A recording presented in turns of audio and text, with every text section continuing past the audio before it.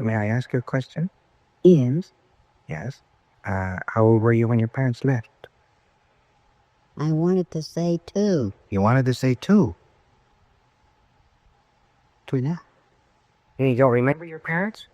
No.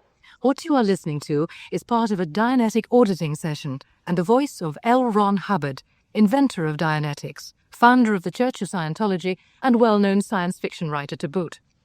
Hubbard was a man of extraordinary contradictions, revered by his followers, and labelled a charlatan by his enemies, of whom there are many.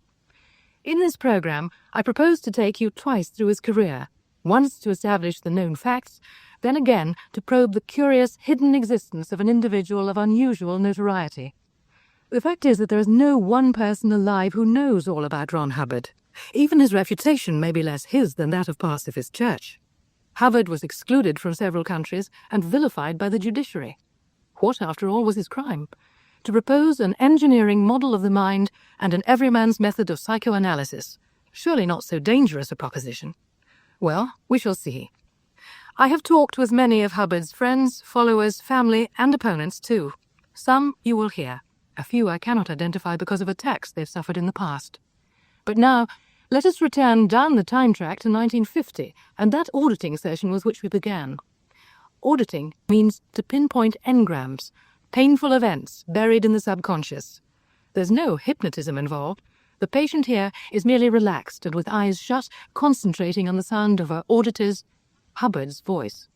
Hubbard is encouraging her to relive the moment when she last saw her parents when she was 2. All I get is take her away. Go over that again. Take her away. Take her away. Take her away. Go it again. Take her away. Go it again. Take her away. Go it again. Take her away. Go it again. Take her away. Go it again. No, I won't. Go it again. I won't. I won't. I won't. I won't. When the patient eventually can review that terrible moment without pain or emotion, then she is said to be clear of the engram. If she were to be cleared of all engrams, then she would be a clear, her personality freed to develop, and her potential enhanced. That was Hubbard's idea. He summed it up in a book on Dianetics. In 1950, after months of experimenting of this nature, some enthusiastic doctors and scientists invited Art Sepos, a New York publisher, to observe Hubbard at work. Ron was very, very clear, very convincing. On the other hand, I was very skeptical. Naturally, I was a publisher, and my associate, who was a practicing psychotherapist, was completely convinced. How long did it take him to write it? 30 days. By himself? By himself. By the time the book was finished, there were orders for 40,000 copies with cash enclosed. 1950 was a year of mistrust. The shadow of McCarthyism lay across America, and the Cold War was in its 3rd year. It was against this background that Dianetics, the modern science of mental health, became an instant bestseller, and Hubbard, at long last, a success. I think he had to be the top person. He wanted to do something that would make Barnum look like a piker. Where did you get that expression from? Him. I heard him say it. The implication to us was he was going to make himself very rich. By 1938, I thought I had a common denominator to all life. After all, I had associated rather thoroughly with 12 different native cultures, not including the people in the Bronx. And I had a pretty good idea of what this study would comprise. By that time, I found out that primitive man and civilized man had a great many things in common, but not all of them had one thing in common, except survival. Only survival did they all had in common, whether they were Rinkets up in Alaska. Ron Hubbard had a message people the world over found irresistible. Local Dianetics groups mushroomed. Many doctors used his techniques enthusiastically, and some still do. But the American Medical Association was not amused. When newspapers quoted Hubbard as saying that Dianetics could cure all manner of ills from asthma to sex deviation, the AMA accused Hubbard of quackery and of encouraging unqualified persons to dabble in psychoanalysis, armed with no more than a diploma in Dianetics. When Hubbard publicly denounced practices such as electroconvulsive shock therapy and lobotomy as crude assaults on the brain, the psychiatric establishment was outraged. A surreptitious war began. Closed meetings were held with Hubbard's name on the agenda. The assistance of government agencies was enlisted, the Food and Drug Administration, the FBI, and even the Attorney General of the United States. So much trouble over the activities of a quack. Hubbard attempted to defend his position by setting up a church, the Church of Scientology. This set Dianetics in the broader context of religion, complete with reincarnation and a philosophy covering everybody's lives, past and present. He also introduced a diagnostic device, a confessional aid. This was the E-meter, which measures body resistance when an individual thinks of a word or idea associated with pain. Cranky or serious? By the end of the 1950s, Hubbard was running Scientology from England. He was at St Hill Manor in Sussex. It seemed less vulnerable. And in January 1963, the war with the American establishment came into the open with a vengeance. Peter Stunke, who has been a Scientologist for 30 years, was in Washington at the time. All of a sudden, we were being treated like criminals. We were being raided by a government agency in the USA. And our materials, not only did they take the e-meters, but they seized books as well and other things, and they burst in on counselling sessions. And the government, that particular government agency, had begun a campaign which labelled the e-meter a quack device. England, too, was becoming less of a safe refuge. Hubbard had acquired a habit of contacting foreign governments when he was abroad, ever anxious to put his techniques and philosophies at the disposal of the world. Suddenly, his organizations were under investigation in a number of countries, notably Australia. Ostensibly, Scientology was charged with malpractice. By February 1966, questions were being asked in the House of Commons at Westminster, but Hubbard had already fled from St Hill. They left on January the 4th, and I spent the whole day crying. I cried and I cried and I cried. I thought I'd never stop because it was such a loss. The whole atmosphere changed when he went. That was another Scientology veteran, Anne Gregg. Many, like her, felt a deep sense of loss. Soon after, the British popular press began a witch hunt of Scientologists and their founder, and by 1968, in an extraordinarily uncharacteristic move, the government slapped an aliens order on Scientology, a ban which was lifted only 3 years later. But where was Hubbard to defend his followers? Some felt totally abandoned. I didn't know. I really didn't know. My person that I thought was a friend, he's gone away. So they must have been lying to me somewhere along the line. Leave me alone. John McMaster, a former Scientologist and still a believer. Pam and Ray Kemp, on the other hand, never were card-carrying members of the church, though they were close friends of Hubbard since 1951 and still practice his techniques. Their interpretation of Hubbard's silence focuses on his ambivalence towards government. My personal opinion, in 1966, when he started forming up the Sea Org and he started to leave to go and be on the ships, that was a definite non-confront of things that he had to handle in England. And in South Africa. And in South Africa, correct. All of the problems were coming to the fore, and he did what I call a bunk. He could not handle authority. Never has been able to. He could not handle government. Government, that's what I mean. That he was always mixed up with it. Right. Like an alcoholic. A profound change came over Scientology when Hubbard, LRH, left England. He moved his personal headquarters onto a ship and called it the Sea Org, as we've heard. There was something profoundly disturbing in this, which the Kemps have attempted to put their finger on from the outside. In one of those late lectures around about that time, he made the statement, right, I have now completed my research. I have now done my job. Coincident with that, he brings out this bulletin called Confront of Evil. So now we've got a change in the whole philosophy. First of all, you don't confront it, you just acknowledge its existence and blow it off the line. Now you've got to sit there with it right in front of you. Francis did that from a formation of the Guardians of us, the Guard, and Once he got into the Sea Org concept, the idea of putting the Sea Org together and going off on a ship.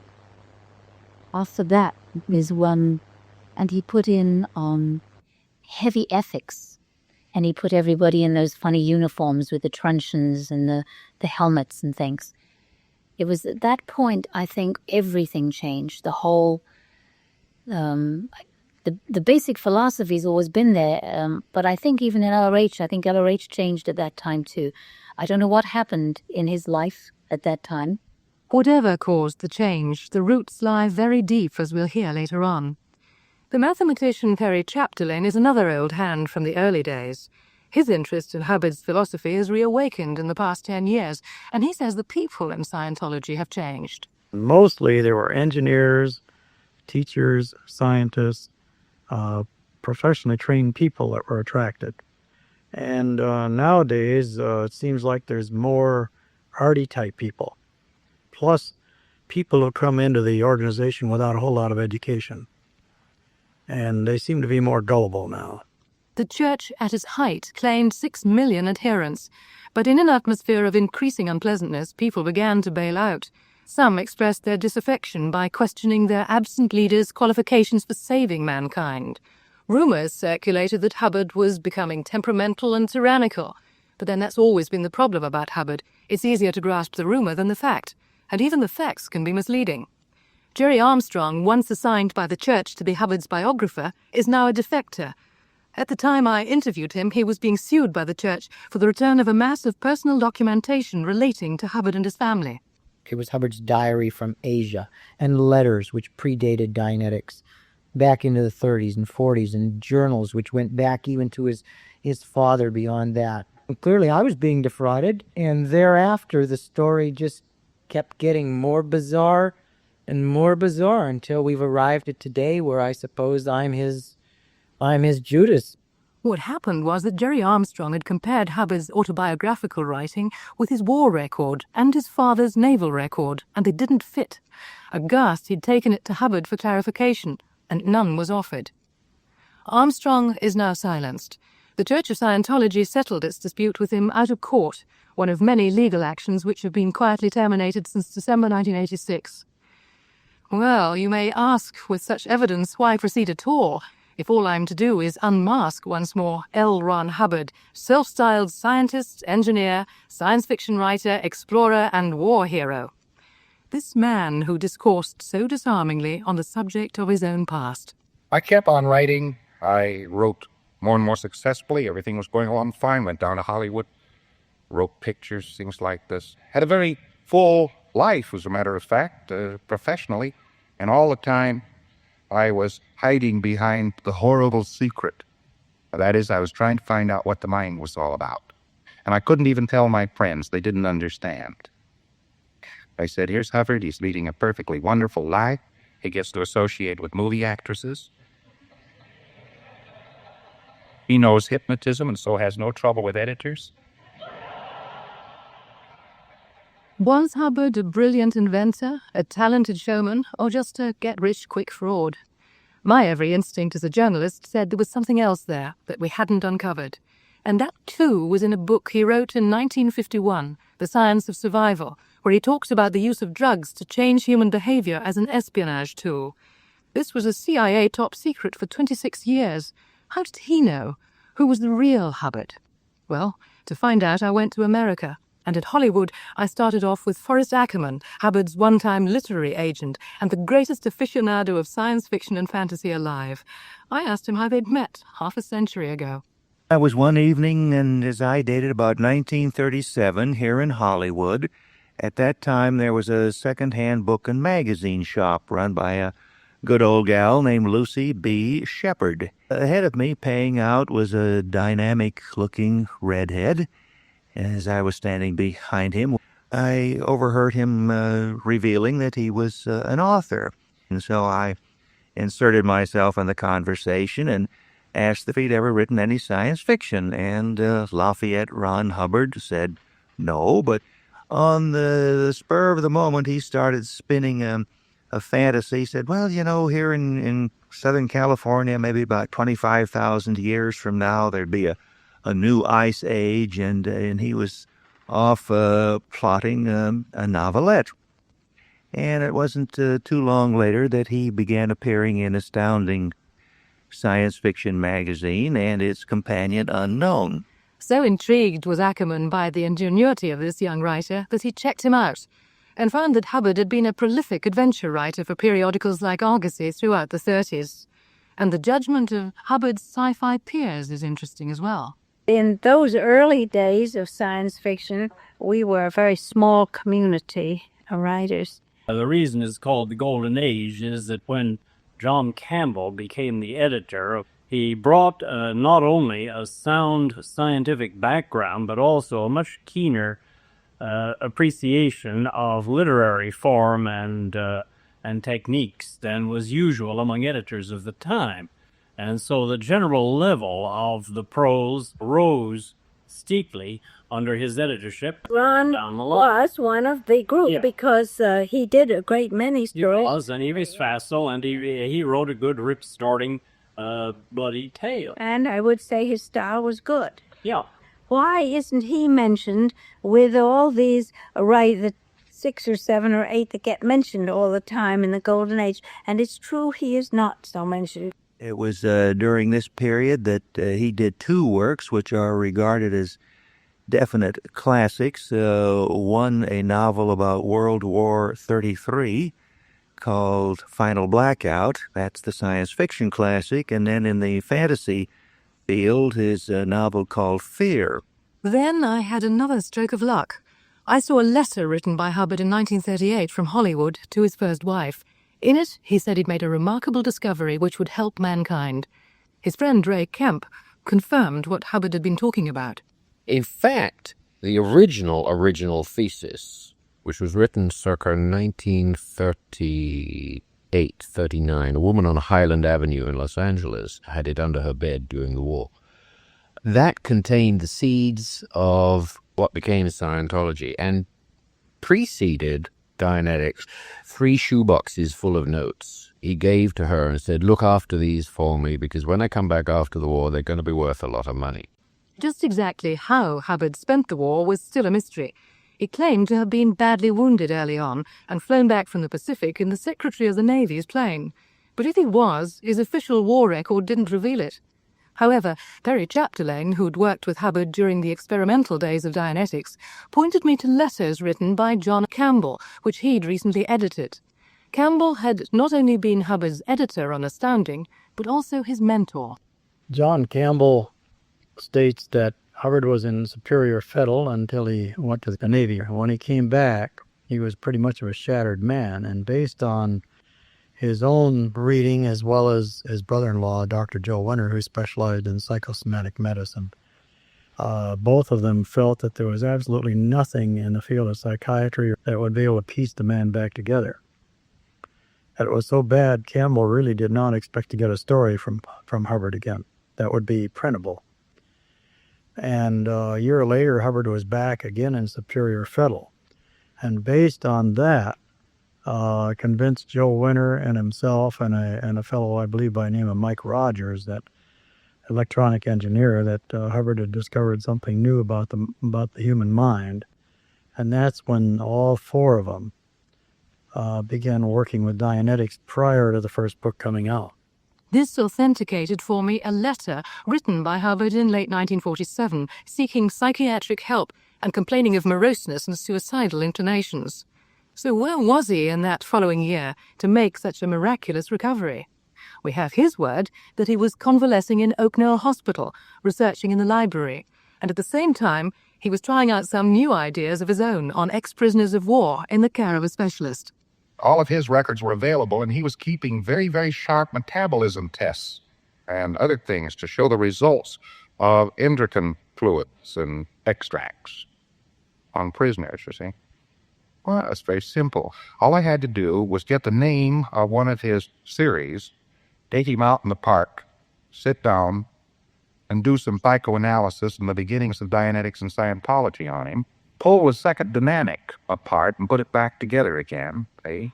And then have him go in and take his metabolism test.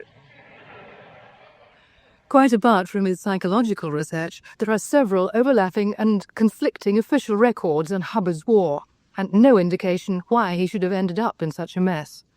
I took my problem to Colonel Fletcher Prouty, author of a book on American intelligence and recently retired from the Pentagon. I had 5 pieces of paper about Hubbard being in Australia early in 1942. He immediately dismissed them as sheep-dip, camouflage for Hubbard's real activities. We also know in the same period of time that he had been issued automatic weapons, which was a bit unusual by the Australians, plus the fact, the very intriguing fact, that these Australian records originated from Darwin, 1,800 miles from Brisbane. Which put him well within range of Japanese action, and would account for his wounds, perhaps. It took Fletcher Prouty to analyse for me something which other researchers have missed. The codes and file numbers which appeared on even the scruffiest bits of paper relating to Hubbard were intelligence codes, and it confirmed suspicions I'd held about Hubbard's connections since I first saw his record. Papers pertaining to Mr. Hubbard always were marked with correspondence codes that would require them to be delivered to Admiral Nimitz' office. And put it the other way around, when he felt that Admiral Nimitz needed to know something, undoubtedly he took the immediate action of writing to him. Now, I know from working with CIA that orders very similar to that were put out by Allen Dulles with his agents.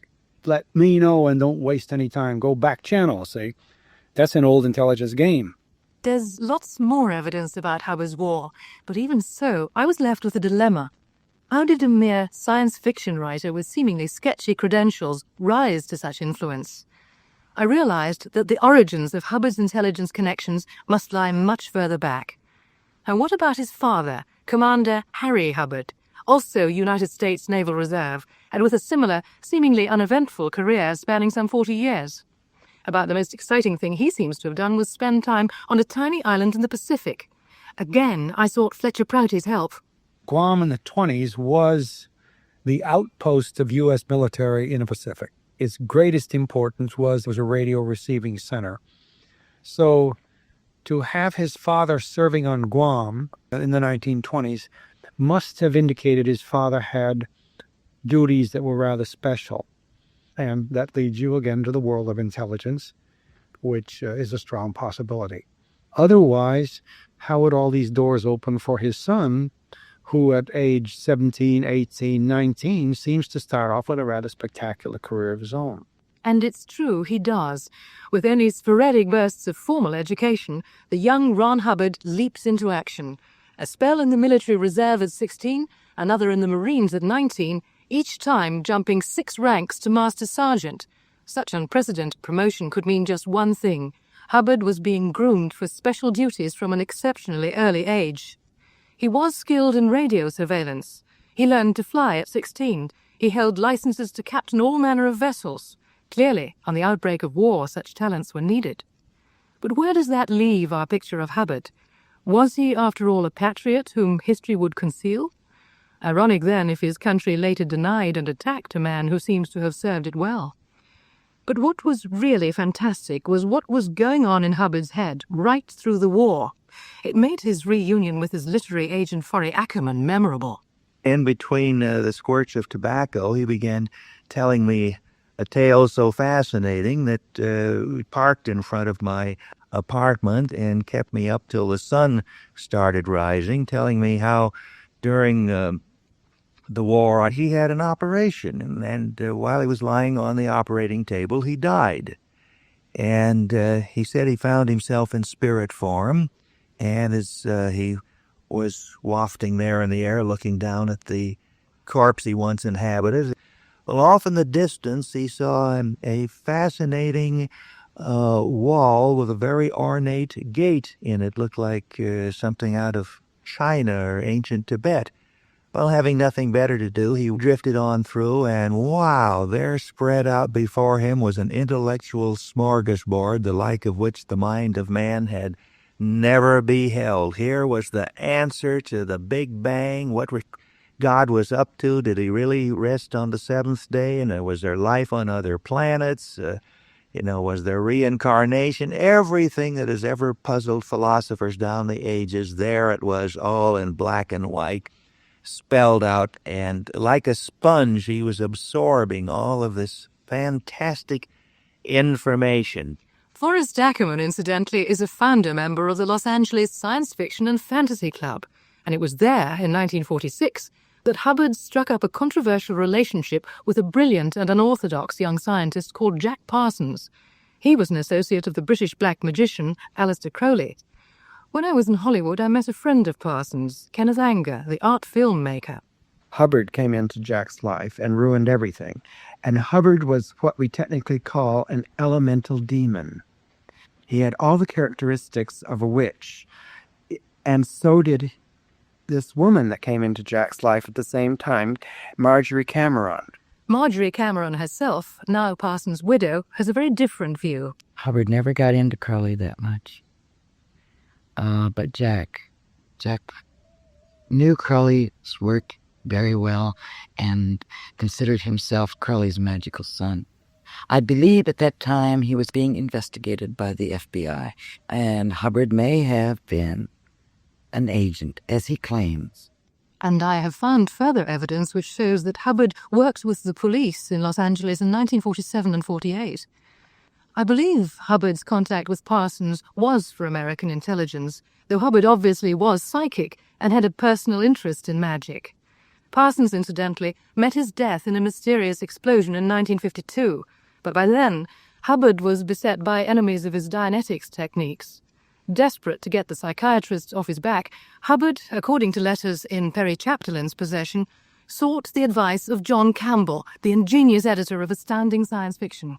Campbell pointed out, and I have a letter to back this up, that the only way that we were going to be able to explore this new world of the mind would be in the field of religion, because there one is free to explore the world of the mind and not be subject to licensure. So the church was not a tax dodge. It was a means of giving Hubbard's auditors the freedom of American hospitals and to stop the psychiatrists hounding them.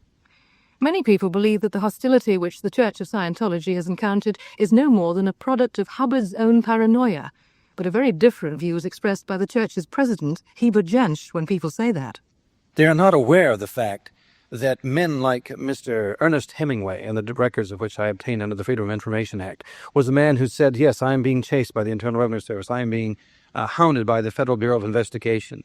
Yes, he was also considered paranoid, but the documents show that an FBI program went after him from 1940 forward to destroy that man's capability and to destroy his image and his communication to the American people. They tried to do it to Mr. Hubbard. They've tried to do it to every great person that ever walked, I think, the face of the earth when they have been around.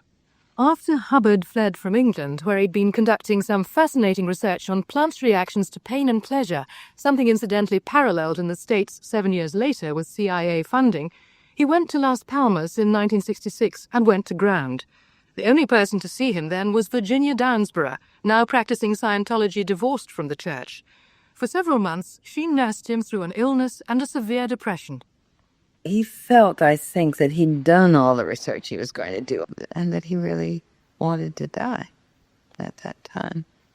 He was out of communication with St. Hill, totally. He was out of communication with Mary Sue. So was Mary Sue, his wife, running the show from St. Hill. For a few months, Hubbard was not at the helm, and the point was not missed by his friends, Pam and Ray Kemp. From the moment that he actually left the country and formed his own floating CO, he lost touch to all of him. And Avedon he had around him, those people, he did as he said. Well, what do you call it? That's right. Absolutely right. He now run the whole goddamn thing. Forget the French, but that's the way it is. So he was no longer looking at society as it was. He was now getting information from all of these other people who were his eyes and ears of the world. Let's face it, they didn't even know the subject. So in a sense, he was intellectually disorientated. Yes. Absolutely, yes. Putting it another way, he was fed false data. I mean, it's like a computer, you know. Gigo. Garbage in, garbage out. Afloat by 1967, aboard the old Royal Scotsman ferry, renamed Apollo, the Scientology Sea Org, so-called, went into camouflage under the title of Operation and Transport Corporation Limited. Gerry Armstrong says they were masquerading as business management consultants, and that in itself aroused suspicion. Well, we were telling the locals that we were Operation and Transport Corporation Limited, this wonderful business management corporation. Bring them on board, tour them through through the starboard tween decks of the ship and up through another little area, and off they'd go, or, we'd have a band playing on board, while the rest of the ship is engaged in running Scientology, or why they called us a CIA intelligence operation. We had a cover, and we had an intent, which was to move our way into the power structure in whatever country we were in order to, as Hubbard said, assure ourselves of safe ports. So was Hubbard continuing to act out the only role for which he'd been thoroughly trained, that of intelligence? Or was he withdrawing from the real world and dragging Scientology with him? A benign influence of our age deteriorated completely with the build-up of the Guardian's office, which we got wind of in 1975 when we went to visit a dear friend of ours who literally told us, if you think L. Ron Hubbard is running this organization, you're deadly mistaken, because he is... Around here, he is known as his husband. You've seen the intelligence check sheets. You've seen where they're trained on intelligence techniques, burglaries, plants, blackmail, sex, the whole thing. And everyone within the organization knew to report on anything that happened. So wife reported on husband, husband on wife, and the whole thing has this intelligence mentality to it. The pattern was thus set for the excesses practiced by the Guardian's office for some years, and the Church has since publicly condemned what happened in this period. There's no reason to suppose that Hubbard was unaware of what was going on, but he seemed to withdraw more and more from direct involvement, and his young aides observed enormous mood swings over which he'd little control. He considered himself to be allergic to, I think it was 30 or 40 different things.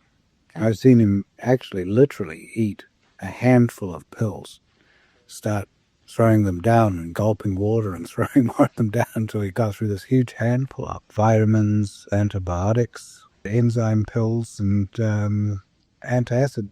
He had a big Harley, and he fell off the bike, and he damaged his shoulders, and he became a petulant, utter asshole after that for several months. And he had, in my opinion, incredibly low tolerance for pain. Saw him nearly dead. The reason why I was called to audit him in 1978. When I got there, he was almost in a coma. And this doctor had grabbed a power cord for a kettle and ripped the plug off one end of it and bared the wires, ready to put an electric jolt on his heart. And he was convinced he was on the edge of death. That was David Mayo, Hubbard's personal auditor. Hubbard had returned finally to the United States in 1975 and went aground. Although he resumed communications with a number of old friends, none of them ever knew where he was. There were a number of times when there were announcements of raid threats, and we all mustered together and destroyed evidence. There always was a getaway car, kept tuned up and tweaked on and kept ready. If anyone arrived at the property, instantly the messengers and various people throughout the property were alerted by radio. We were instructed and drilled to not accept service of process, to kick them away, to deny Hubbard's living there. Hubbard's safety was paramount. In 1980, as Hubbard's wife Mary Sue and other members of the Guardian's office were sentenced for stealing documents from state agencies, he vanished. From then until his death in January 1985, at most 5 people were privy to his movements, actions and moves. And then in 1983, new science fiction began to appear under his name, Battlefield Earth and the immense decalogy, Mission Earth. They were brilliantly publicized and on the whole very well received. In fact, one has just been nominated for a Sci-Fi Hugo Award. Perry Chapdelaine. My theory is that Hubbard looked over the expanding field of science fiction that occurred right after Star Wars and said, well, maybe I should go in and tap that vein again. The way to tap the vein is to sit down and indulge myself and write some crackerjack action-adventure stories.